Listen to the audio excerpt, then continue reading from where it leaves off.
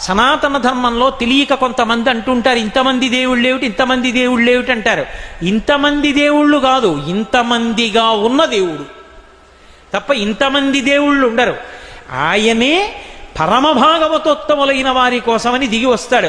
ఒక ఆయన తపస్సు చేస్తాడు, ఈశ్వరా మిమ్మల్ని గుర్రంగా చూడాలనుంది, హైగ్రీవుడిగా వస్తాడు. హే భగవన్ మిమ్మల్ని నందిముఖంతో చూడాలనుంది, నందీశ్వరుడిగా వస్తాడు. హే భగవన్ మిమ్మల్ని మనుష్యుడిగా చూడాలనుంది, రామచంద్ర ప్రభువుగా వస్తాడు. హే భగవన్ మిమ్మల్ని ఒక క్షత్రియుడిగా ఉగ్రంగా గడ్రగొడ్డలి పట్టుకు తిరుగుతుంటే చూడాలనుంది, పరశురాముడిగా వస్తాడు.